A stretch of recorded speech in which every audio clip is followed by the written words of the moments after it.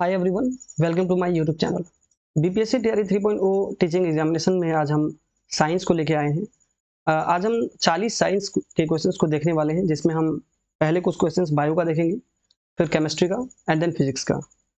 जो हमारा पहला क्वेश्चन है वो क्या है? The fluid filled sac found in plant cell is called. पादप कोशिकाओं में पाई जाने वाली द्रव की थैली को क्या कहते हैं, या द्रव की भरी थैली क्या कहलाती है? तो इनको हम कहते हैं सेंट्रल वैक्यूम, जिसको हिंदी में कहा जाता है केंद्रीय रिक्तिका। जो हमारा दूसरा सवाल है वो क्या है? एक सेकेंड। जो हमारा दूसरा सवाल है, which of the following is not a function of the smooth endoplasmic reticulum. निम्नलिखित में से कौन सा चिकनी एंडोप्लाज्मिक रेटिकुलम का कार्य नहीं है? तो स्मूथ एंडोप्लाज्मिक का कार्य कौन नहीं है? तो स्मूथ एंडोप्लाज्मिक प्रोटीन सिंथेसिस नहीं करता है, प्रोटीन संश्लेषण नहीं करता है। बेसिकली दो तरह का एंडोप्लाज्मिक रेटिकुलम होता है। एक होता है SER, जिसको बोलते हैं स्मूथ एंडोप्लाज्मिक रेटिकुलम। एक होता है RER, जिसको बोलते हैं रफ एंडोप्लाज्मिक रेटिकुलम। जो रफ एंडोप्लाज्मिक रेटिकुलम है उनका काम है प्रोटीन को सिंथेसिस करना, लेकिन जो स्मूथ एंडोप्लाज्मिक रेटिकुलम है उनका काम है लिपिड सिंथेसिस भी करना, और detoxification of drugs and poisonous, दवाओं और जहरों का विसरण भी इनका काम है करना। तो इसका जो आंसर है वो है प्रोटीन सिंथेसिस, जो स्मूथ एंडोप्लाज्मिक रेटिकुलम नहीं करता है। जो हमारा तीसरा सवाल है वो क्या है? What is the main function of meristematic tissue in plants. पौधों में विभज्योतक उत्तक का मुख्य कार्य क्या है? तो जो पौधे में मेरिस्टेमेटिक टिश्यू का काम है वो है ग्रोथ एंड डेवलपमेंट का। तो इसका जो आंसर होगा वो होगा C, वृद्धि और विकास। जो हमारा तीसरा सवाल है वो क्या है? Where is apical meristem found in plants. पौधों में शीर्षस्थ विभज्योतक कहाँ पाया जाता है? तो पौधों में जो एपिकल मेरिस्टेम पाया जाता है वो रूट टिप्स में भी पाया जाता है, इनके स्टेम के टिप्स में भी पाया जाता है, इसलिए इनका जो आंसर होगा वो होगा मोर देन अबव, जो है हमारा ऑप्शन नंबर डी। पांचवा सवाल हमारा क्या है? Which of the following are bacterial disease. इनमें से कौन बैक्टीरियल डिसीज है?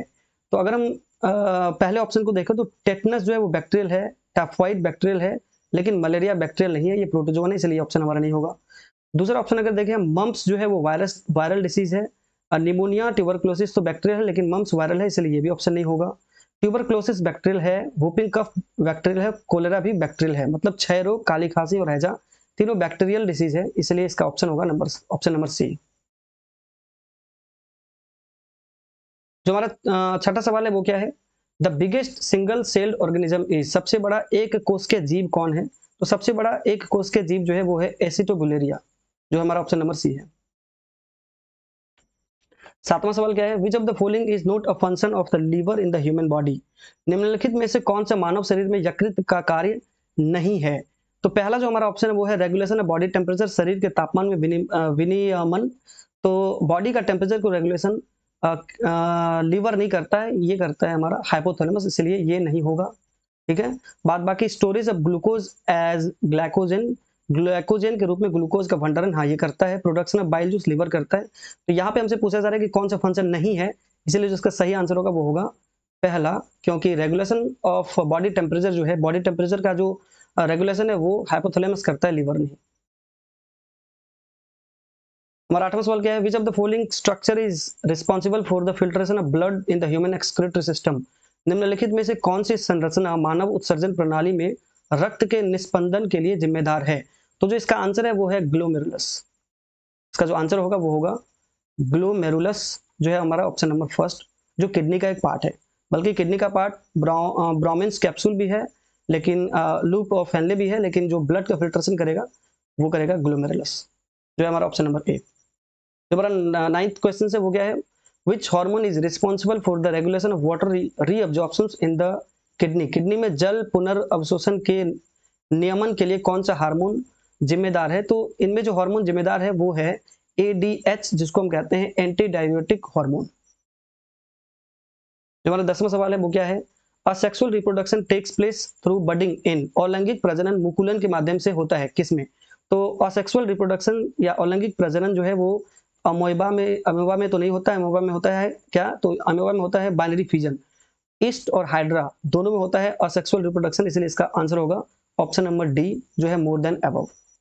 ईस्ट में और हाइड्रा में दोनों में असेक्सुअल रिप्रोडक्शन अलैंगिक प्रजनन होता है, लेकिन जो अमीबा है इनमें होता है बाइनरी फ्यूजन। ठीक है, तो इसका आंसर होगा डी। जो 11वां सवाल है वो क्या है, which of the following is not a part of hind brain, इनमें से कौन पश्च मस्तिष्क का भाग नहीं है, pons, cerebrum, cerebellum, more than above या नन। तो सेरिब्रम जो है वो फोर ब्रेन का पार्ट है, इसलिए ये हिंड ब्रेन मतलब पश्च मस्तिष्क का पार्ट नहीं होगा, ये होता है सेरिब्रम, बल्कि सेरिबेलम नहीं, एक सेकंड, सेरिब्रम जो है हमारा ऑप्शन नंबर बी, ये होता है फोर ब्रेन का पार्ट, अग्र मस्तिष्क का पार्ट, ये पश्च मस्तिष्क का पार्ट नहीं है, बल्कि पोन्स और सेरिबेलम ये दोनों पश्च मस्तिष्क का पार्ट है। तो इनमें हमसे पूछा जा रहा था कि कौन पश्च मस्तिष्क का पार्ट नहीं है, तो वो होगा सेरिब्रम। जो हमारा 12th नंबर का सवाल है वो क्या है, the breakdown of pyruvate to give carbon dioxide water and energy takes place, pyruvate का टूटना कार्बन डाइऑक्साइड, पानी और ऊर्जा देता है, यह कहाँ होता है, तो ये जो होता है ये सेल में होता है, माइटोकॉन्ड्रिया के अंदर, तो इसका आंसर है सी, माइटोकॉन्ड्रिया। जो हमारा 13वां सवाल है वो क्या है, an example of homologous organ is, समजात अंगों का उदाहरण क्या है। तो बेसिकली समजात अंग जो होमोलोगस सीरीज होता है क्या है, तो जिसका इंटरनल स्ट्रक्चर होता है सेम, लेकिन उसका फंक्शन जो है, काम जो है वो सेम भी हो सकता है, डिफरेंट भी हो सकता है, बट उसका इंटरनल स्ट्रक्चर सेम होना चाहिए, ऐसे अंग को बोला जाता है समजात अंग या फिर होमोलोगस ऑर्गन। तो our arms and dog's fore leg, हमारा जो हाथ है आगे वाला और कुत्ते का जो आगे वाला पैर है, इन दोनों का जो इंटरनल स्ट्रक्चर है वो सेम होता है, लेकिन इन दोनों का काम भी सेम हो या नहीं उससे मतलब नहीं है, इनका काम ऐसे भी अलग होता है, इसलिए ए ऑप्शन होगा होमोलोगस ऑर्गन। दूसरा ऑप्शन है our teeth and elephant's tusks, हमारा दांत और एलिफेंट का टस्क भी हम होमोलोगस ऑर्गन का एक एग्जांपल है। पोटैटो एंड स्वीट पोटैटो नहीं है, क्योंकि पोटैटो जो है वो है स्टेम, स्वीट पोटैटो शकरकंद ये होता है हमारा रूट, इसलिए ए और बी इसका सही आंसर है, तो ये चले जाएगा option number D, more than above में। जो हमारा 14th नंबर का सवाल है वो क्या है, the process by which harmful chemicals accumulate in the tissue of living organism across trophic level is known as, वह प्रक्रिया जिसके द्वारा पोषण स्तर के पार जीवित जीवों के उत्तकों में हानिकारक रसायन जमा होते हैं, वो क्या कहलाती है, तो वो कहलाता है यूट्रोफिकेशन, जो है हमारा ऑप्शन नंबर फर्स्ट, यूट्रोफिकेशन। अब बढ़ते हैं 15 नंबर के सवाल पे। जो हमारा 15वां सवाल है वो क्या है, जो हमारा 15 सवाल है वो है which of the following is most reactive metal element. अब हम पहुंच गए हैं केमिस्ट्री में, हमारा हम बायो का 14 क्वेश्चन लिया, अब हम बात करेंगे केमिस्ट्री का। विच of the following is most reactive element, निम्नलिखित में से कौन सा सबसे अधिक प्रतिक्रियाशील तत्व है, तो वो उसका आंसर है पोटेशियम, सबसे ज्यादा रिएक्टिव जो एलिमेंट है वो है potassium. Which of the following pair will give displacement reactions, निम्नलिखित में से कौन सा जोड़ा विस्थापन प्रतिक्रिया देगा। हमारा जो पहला ऑप्शन है वो है NaCl solution and copper metal. अगर हम NaCl सॉल्यूशन का बात करें तो NaCl प्लस Cu, देखो क्या है कि Cu और सोडियम ज्यादा रिएक्टिव है कॉपर से, इसलिए कॉपर इसको डिस्प्लेस नहीं कर पाएगा, तो पहला तो ऑप्शन नहीं होगा। दूसरा ऑप्शन अगर हम देखें MgCl2 solution and aluminium metal, MgCl2 मतलब magnesium chloride plus aluminium metal मतलब Al, तो एल्यूमिनियम जो है एल्यूमिनियम मैग्नीशियम से कम रिएक्टिव है, इसलिए ये भी इसको डिस्प्लेस नहीं कर पाएगा। ठीक है, अब आ जाते हैं हम तीसरा option AgNO2 solution and copper metal, AgNO2 plus copper metal, तो हाँ ये रिएक्शन हो जाएगा, क्योंकि जो कॉपर है वो Ag से सिल्वर से ज्यादा रिएक्टिव है, इसलिए कॉपर सिल्वर नाइट्रेट के सॉल्यूशन से डिस्प्लेस कर देगा, विस्थापित कर देगा, और ये बना लेगा कॉपर नाइट्रेट और Ag हो जाएगा बाहर, तो ये डिस्प्लेसमेंट रिएक्शन हो सकता है, तो हमारा जो आंसर होगा वो होगा ऑप्शन नंबर सी। जो हमारा 17th नंबर का सवाल है वो क्या है, covalent bond formed in which of the following compound, निम्नलिखित में से किस यौगिक में सहसंयोजन बंधन पाया जाता है। तो सहसंयोजन बंधन क्या होता है, जो शेयर करके कंपाउंड बनाता हो, तो उसमें CH4 जो मीथेन है या C6H6 ये दोनों हो सकता है, तो इसका आंसर होगा मोर देन अबव, जो हमारा ऑप्शन नंबर डी है। NaCl जो है वो है आयोनिक कंपाउंड, इसलिए NaCl नहीं होगा। 18वां सवाल CH3C2OH CH2OH give CH2 double bond CH2 plus H2O, CH3C2OH जो है वो है हमारा इथेनॉल, और ये पूछ क्या रहा है कि what is the reagent of the above reaction, उपरोक्त प्रतिक्रिया का अभिकर्मक क्या है। तो उपरोक्त अभिक्रिया का जो अभिकर्मक जो रिएजेंट होगा वो होगा हॉट कॉन्सेंट्रेटेड H2SO4, गर्म सांद्रण सल्फ्यूरिक एसिड, ये है डिहाइड्रेटिंग एजेंट, और ये इथेनॉल को इथीन में कन्वर्ट कर देता है। ठीक है, तो इसका जो आंसर होगा वो होगा फर्स्ट, हॉट कॉन्सेंट्रेटेड H2SO4। जो हमारा 19th नंबर का सवाल है वो क्या है, what is the chemical name of the vitamin B12, B12 का केमिकल नेम क्या है। तो B12 का जो केमिकल नेम होता है वो होता है साइनोकोबालामिन, जो है हमारा फर्स्ट नंबर, इसका आंसर होगा ऑप्शन नंबर ए। हमारा 20वां सवाल है वो क्या है, which of the following is not a displacement reaction, कौन इनमें से डिस्प्लेसमेंट रिएक्शन नहीं है। Fe plus SO4 plus Zn, क्या ये है, क्या ये है? तो देखो पोटेशियम सबसे ज्यादा, तो पहले हमें देखना पड़ेगा कि Fe और Zn में कौन ज्यादा रिएक्टिव है, ठीक है। तो देखो क्या है कि जिंक जो है वो ज्यादा रिएक्टिव है Fe से, इसलिए ये हो जाएगा, ये सही है। दूसरा क्या है, MgO प्लस Na, तो ये बना रहा है हमारा Na2O प्लस Mg, हाँ ये भी हो जाएगा क्योंकि सोडियम जो है वो मैग्नीशियम से ज्यादा रिएक्टिव है। तीसरा है C प्लस O2, ये है CO2, ये डिस्प्लेसमेंट रिएक्शन का एग्जाम्पल नहीं है, ये जो है ये हमारा है कॉम्बिनेशन रिएक्शन का एग्जाम्पल, इसीलिए इसका आंसर होगा C। हमारा 21वां सवाल है वो क्या है, which of the following is an example of emulsion, निम्नलिखित में से कौन सा पायसन का उदाहरण है। तो इमल्सन का एग्जाम्पल है वो क्या है, तो वो हो जाएगा हमारा फेस क्रीम भी, मिल्क भी, इसलिए इसका आंसर होगा डी, मोर देन अबव। तो हमारा 22वां सवाल है वो क्या है, when a beam of light is allowed to pass through a colloidal solution the colloidal particles can be seen, this effect is known as, जब प्रकाश की किरण को कोलॉइडल घोल से गुजरने दिया जाता है तो कोलॉइडल कण देखे जा सकते हैं, इस प्रभाव को इस प्रकार जाना जाता है, मतलब इस प्रभाव को क्या कहते हैं, तो इस प्रभाव को कहा जाता है टिंडल इफेक्ट। तो ये होगा इसका आंसर कौन, तो option number B. 23, solder is made up of, solder जो है, सोल्डर कंपाउंड वो किससे बना होता है, तो सोल्डर जो बना होता है वो होता है पीबी मतलब लीड और एसएन मतलब टीन, दोनों से, इसलिए इसका आंसर होगा मोर देन अबव। पीबी और टीन ये दोनों होता है सोल्डर में, लीड और टीन। हमारा 24वां सवाल क्या, विच of the following is an amphoteric oxide, निम्नलिखित में से कौन सा एक उभयधर्मी ऑक्साइड है। तो उभयधर्मी या एम्फोटेरिक ऑक्साइड किसको कहते हैं, तो जो एसिड और बेस दोनों से रिएक्शन करे, वैसे कंपाउंड जो एसिड से भी रिएक्शन कर लेता है बेस से भी, उसको कहा जाता है एम्फोटेरिक ऑक्साइड, और वो है हमारा Al2O3, जो है हमारा ऑप्शन नंबर सी।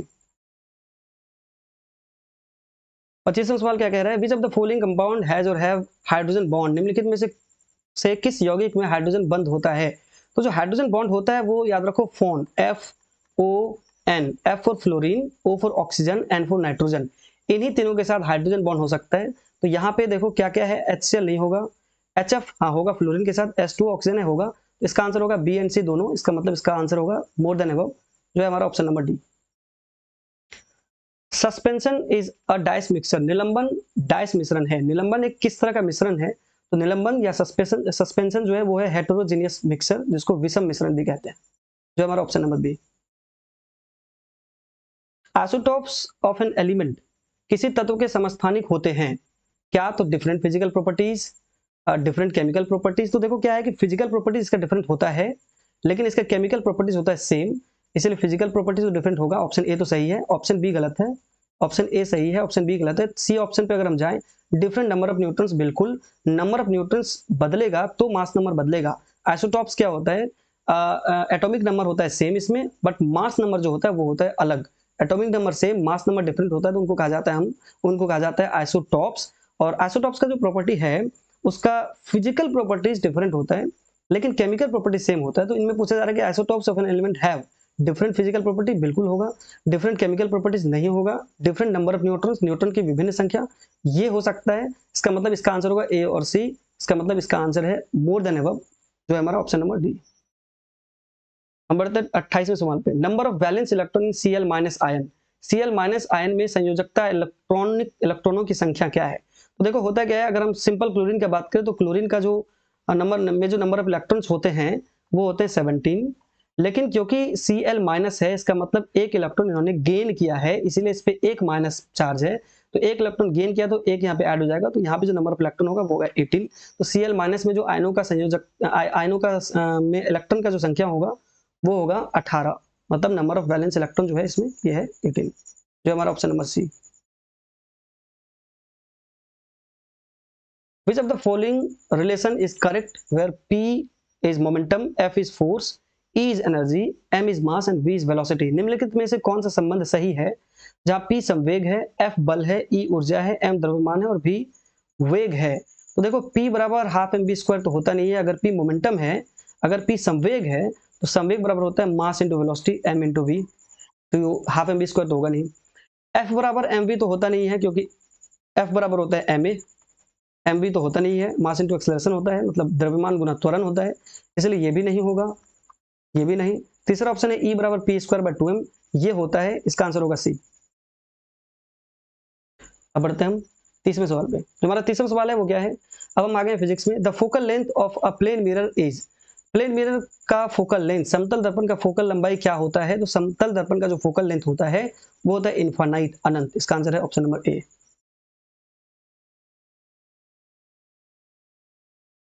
हमारा 31वां सवाल क्या है, 31वां सवाल क्या है, the resistance of a conductor depends on, किसी चालक का प्रतिरोध किस पर निर्भर करता है? लंबाई, क्रॉस सेक्शन का क्षेत्र, तापमान मतलब length, cross sectional area, temperature, इन तीनों पे करता है। जो हमारा रेसिस्टेंस है किसी भी कंडक्टर का वो लेंथ पे भी करता है डिपेंड, एरिया क्रॉस सेक्शन पे भी करता है, टेम्परेचर पे करता है। तो इसका ऑप्शन आंसर जो होगा वो होगा मोर than above, D option.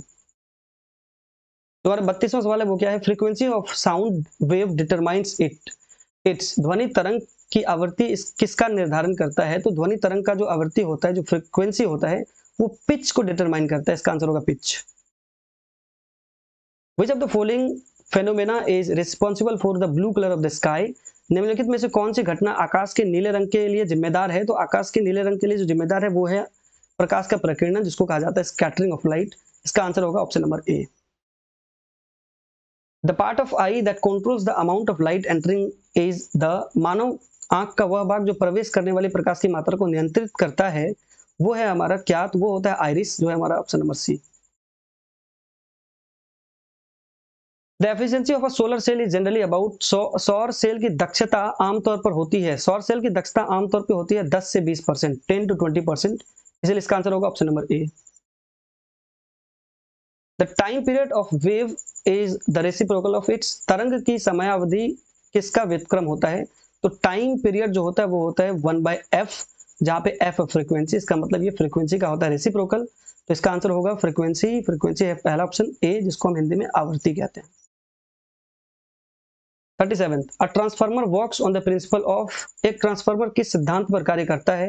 Electromagnetic, electrostatic induction, electromagnetic induction, self induction, या मोर देन अबव, या नन। तो ये आंसर होगा इसका क्या? तो इलेक्ट्रोमैग्नेटिक इंडक्शन, जिसको कहा जाता है विद्युत चुंबकीय प्रेरण, जो है हमारा ऑप्शन नंबर बी। 38वां सवाल हमारा क्या है, the escape velocity from surface of the earth is approximately, पृथ्वी के सतह से पलायन वेग लगभग है। तो पलायन वेग जो होता है पृथ्वी की सतह से वो होता है 11.2 किलोमीटर पर सेकंड, जो है हमारा ऑप्शन नंबर सी, 11.2 किलोमीटर पर सेकंड होता है, मीटर पर सेकंड नहीं। जो हमारा 39 सवाल है, 39वां सवाल है, the unit of the magnetic flux is, magnetic flux, magnetic चुंबकीय प्रभाव का यूनिट क्या होता है? तो चुंबकीय प्रभाव का जो यूनिट होता है वो होता है वेबर, जो है हमारा ऑप्शन नंबर बी। जो हमारा 40वां और जो लास्ट सवाल है वो क्या है, which of the following is a semiconductor material, निम्नलिखित में से कौन सा अर्धचालक पदार्थ है? तो जो अर्धचालक पदार्थ है वो सिलिकॉन भी है, जर्मेनियम भी है, इसलिए इसका आंसर जो होगा वो होगा मोर देन अबव, एक से अधिक। ठीक है, तो आज हम साइंस के 40 ऐसे क्वेश्चंस को देखें जो बहुत ही इंपॉर्टेंट है। अब हम मिलते हैं फिर अगले वीडियो के साथ, फिर 40 सवाल के साथ, जो बहुत ही महत्वपूर्ण होगा आपके एग्जाम के लिए। तब तक के लिए thank you, take care, bye.